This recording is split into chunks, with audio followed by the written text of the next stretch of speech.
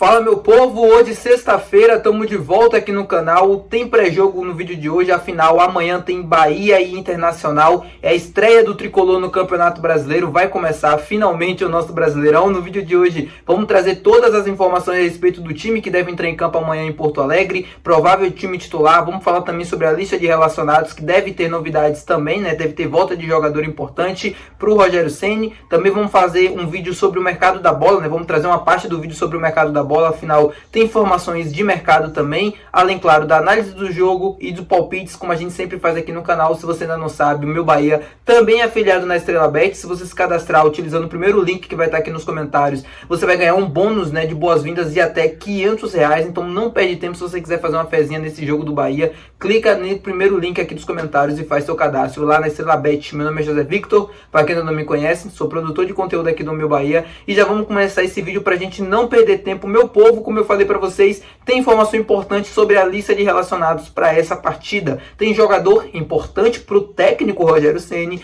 de volta, né? Ou praticamente assim à disposição dele para fazer parte do grupo, que é o Everaldo. O Everaldo que ficou de fora das finais do Campeonato Baiano por conta de uma lesão muscular. Ele se lesionou no Bavi da Copa do Nordeste. Ele ficou de fora do jogo contra o Maranhão. Depois não participou, né? O time também titular não jogou a partida contra o Botafogo da Paraíba. Também ficou de fora das finais do Campeonato Baiano, tanto jogo de ida, tanto jogo de volta. E agora deve fazer parte novamente da lista de relacionados do Rogério Ceni, ou pelo menos está à disposição para isso. Treinou com bola ultimamente, ele vem fazendo treinos já com bola, já com grupo, já está assim, recuperado da lesão, assim como Sidney e Roger também, que tiveram lesões musculares, e ele pode fazer parte novamente, ou tem tudo para fazer parte dessa lista de relação do técnico Rogério Ceni, o camisa 9 Everaldo. Volta comemorada por alguns, tristeza para outros, mas a expectativa sim é de que ele esteja nessa lista para enfrentar o Internacional amanhã. Eu entendo que esse ano de 2024 para o Everaldo é extremamente importante profissionalmente, é o ano que ele vai precisar destruir aquela imagem negativa que o torcedor tem sobre ele, porque de fato tem. Ele precisa entregar muito mais do que gols ou bons jogos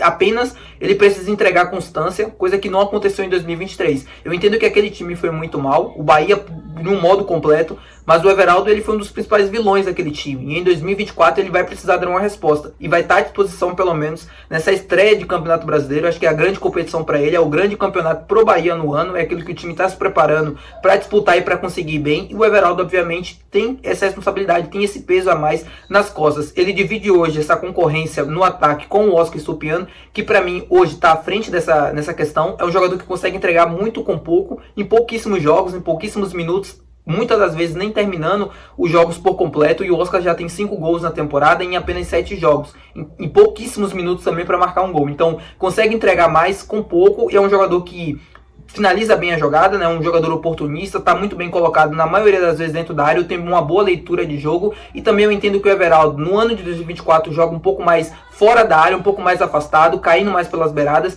para justamente criar espaço para que outros jogadores consigam preencher e entrar ali e aparecerem como homens surpresas. Por exemplo, o Tassiano tem muitos gols de assistências do Everaldo justamente por isso, é o Everaldo se deslocando um pouco mais para justamente criar esse espaço dentro da área para o Tassiano aproveitar, e o Tassiano vem aproveitando muito bem. Então, por mais que o Everaldo tenha conseguido entregar algumas assistências, gols em alguns jogos nesse ano de 2024, para mim ele vai precisar de muito mais para manter uma constância ou até mesmo voltar para o time titular. E, como eu falei, vai ditar pelo menos o futuro dele. Eu acho que um ano de 2024 muito abaixo é praticamente um assinar, né, a saída do Everaldo do time nesse ano, porque ano que vem a tendência de investimentos ainda maiores, expectativas ainda maiores, e o Everaldo, se ele não consegue corresponder em 2 temporadas, é um claro indício de que ele não pode fazer parte do time, ou de que ele não tem condições de entregar aquilo que o Grupo City deseja e que o torcedor também, que é altos desempenhos, altos níveis e ótimas colocações no Campeonato Brasileiro e títulos também. Sobre o mercado da bola, a informação que eu prometi trazer para vocês do jornalista Jorge Stillman, ele é lá do Rio de Janeiro, ele falou ontem sobre o anúncio do Bahia, né? O Bahia acabou anunciando o Carlos de Penha de forma oficial na noite da quinta-feira, e ele também completou a informação falando de que o Bahia tem interesse em contar ainda nessa janela com um zagueiro e um lateral esquerdo. O zagueiro já tinha trazido aqui no canal, que, enfim, de preferência que jogasse dos dois lados do campo, tanto do lado direito e do lado esquerdo, e segundo o Jorge Stillman, o Bahia ainda procura e busca um lateral esquerdo também no mercado, nessa janela doméstica ou no meio da temporada, né? Praticamente quando o Campeonato Brasileiro tiver encerrado o primeiro turno.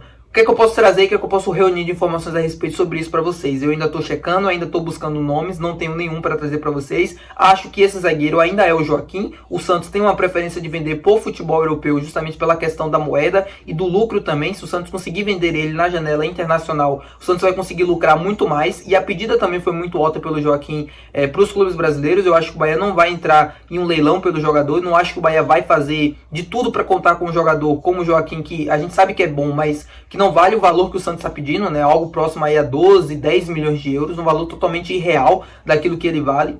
Não tem condições de trazer por esse valor, e o Bahia obviamente está tentando a contratação por empréstimo com opção de compra no final desse período. Vamos aguardar e vamos ver a situação do Joaquim. Não houve nenhuma novidade, não houve nenhuma atualização, por isso que eu não menciono aqui para vocês nos vídeos. E também um lateral esquerdo, vamos averiguar e vamos buscar o nome que seria para essa posição. Tem alguns, eu trouxe também a informação lá no começo do ano de que dificilmente o Bahia buscaria, ou de que o Bahia não tinha buscado, no momento que trouxe o Iago, um lateral esquerdo que atuasse no futebol brasileiro. Todos da lista eram jogadores que atuavam no futebol europeu, inclusive o Paulinho, que já jogou aqui no Bahia, se eu não estou enganado, em 2019, e que hoje está na Dinamarca. Ele, desde que saiu por Bahia, né, foi vendido para o mesmo time que o Júnior Brumado também foi, não saiu de lá da Dinamarca, vem sendo titular constantemente, vem jogando alguns jogos também, e era uma das opções, mas o Iago foi o escolhido pelo Bahia para fazer, assim, venceu a concorrência interna, obviamente, e o Iago acabou sendo contratado naquela oportunidade. Vamos falar agora sobre o time titular do Bahia que entra em campo amanhã contra o Internacional, meu povo. Bom, vamos lá.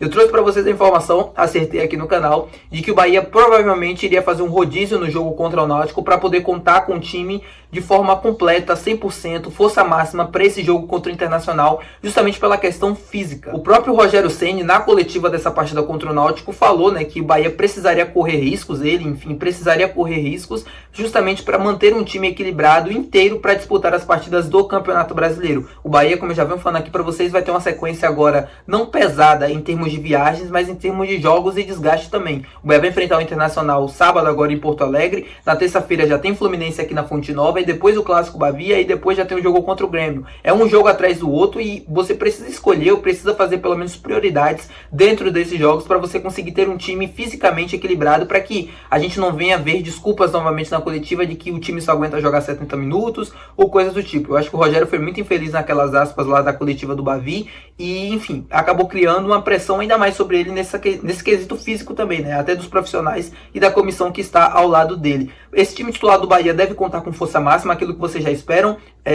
Marcos Felipe, Santiago Arias, Canu, Cuesta, e na lateral esquerda ou a gente deve ter muito provavelmente novamente uma improvisação, aí para mim é um ponto de interrogação e eu vou explicar para vocês. Se ele optar pelo Rezende, ele perde um homem de meio de campo. E aí no meio de campo ele vem escalando Caio Alexandre, Jean Lucas, Everton Ribeiro e Cauli. Ele também na coletiva do jogo contra o Náutico chegou a dizer que no Campeonato Brasileiro, em alguns jogos, ele precisaria utilizar o Rezende no meio de campo, porque é um jogador de combate, assim como ele atuou contra o Náutico. É um jogador de combate, é um jogador de imposição física, que ajuda bastante na marcação e justamente no controle do jogo, para o time conseguir recuperar a bola mais rapidamente. Se ele utiliza o Rezende na lateral esquerda, ele perde esse homem no meio de campo, e o Bahia não tem nenhum jogador com essa característica no banco de reservas, com exceção do Rezende.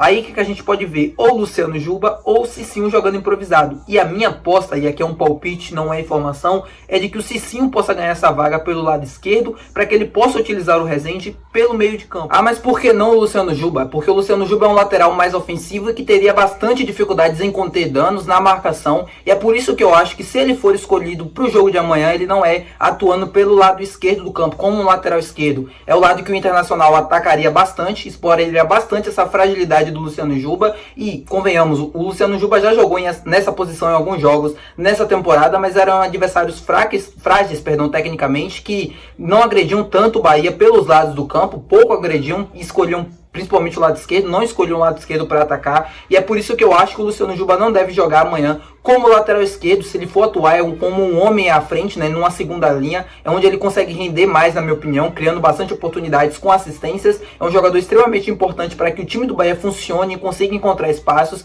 e o Luciano Juba é craque nisso. Então, Se ele pudesse jogar amanhã, se fosse eu escolheria jogar mais na linha da frente. Acho que ele rende muito mais do que um lateral esquerdo. O Cicinho também é um lateral que, apesar de não ser tão forte assim na marcação, na minha opinião, acho que está melhor do que o ano passado, e ele vem conseguindo mostrar em alguns jogos, pelo menos até aqui, que consegue estar melhor fisicamente. Como o próprio Rogério disse, ele evoluiu nesse quesito e está muito bem. Eu acho que pode ser uma opção interessante amanhã. No meio de campo, se o Rezende realmente não for jogar como lateral esquerdo, eu acho que ele deve ganhar essa vaga no meio de campo, juntamente com o Caio Alexandre, Jean Lucas, Everton Ribeiro e Cauli mais à frente, juntamente com o Tassiano. Eu acho que o Bahia deve optar por isso, deve optar por um time mais móvel, um time que se movimente mais, que consiga encontrar e flutuar melhor do que pelo menos ser uma referência lá dentro. Eu não acho que o Bahia vai ter tanto a bola assim para jogar com o Oscar Estupiñán incomodando os zagueiros, por exemplo, com essa característica, porque, como o próprio Rogério disse, para o Oscar Estupiñán jogar, ele precisa ter laterais ofensivos. Eu não acho que ele deva utilizar o Luciano Juba no jogo de amanhã. Então é por isso que eu acho que o Oscar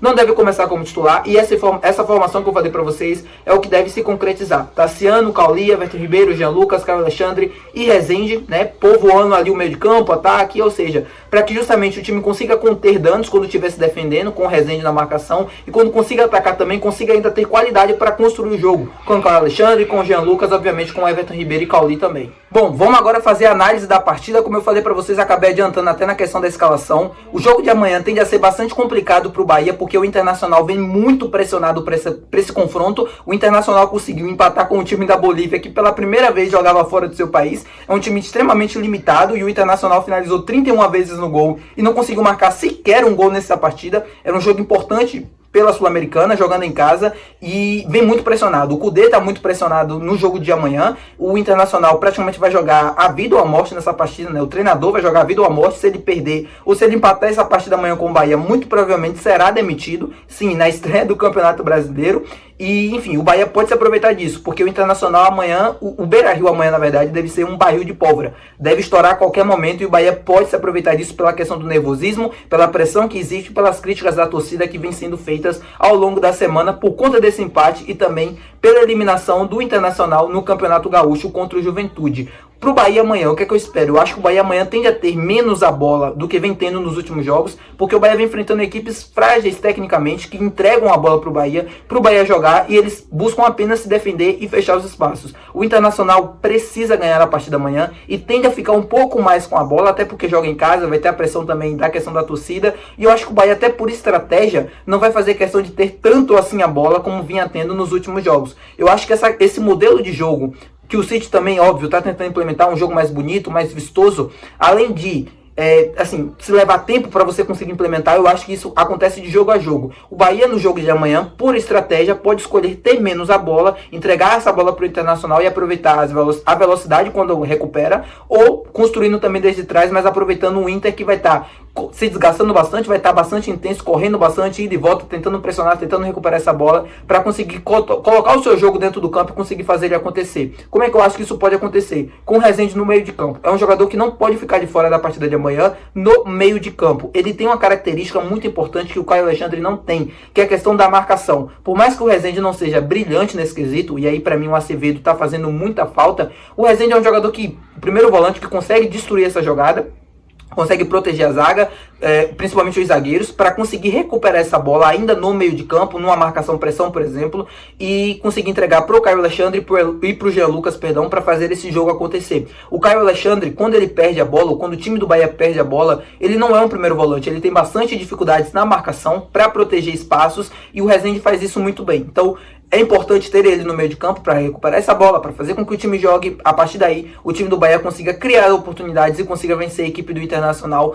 lá no Beira-Rio. Para mim, o triunfo é super possível e acessível também. O Bahia vai jogar contra um time que não vem bem, que vem tendo bastante dificuldades no ataque para fazer gol, e o Bahia pode se aproveitar muito bem disso, sim. Apesar de ter dificuldades também, e eu pontuei tudo isso no vídeo do pós-jogo da partida contra o Náutico, eu acho que o time do Bahia chega com um momento parecido, né, com o time do Inter, e pode se aproveitar disso para conseguir um triunfo ou pelo menos um empate no jogo de amanhã, que seria super acessível, que seria super importante, né, pensando a longo prazo na competição. O Internacional muito provavelmente deve ser um concorrente, entre aspas, pela primeira página do Bahia na tabela, e conseguir tirar pontos deles lá no Beira-Rio, lá em Porto Alegre, seria extremamente importante para o Bahia do Campeonato Brasileiro.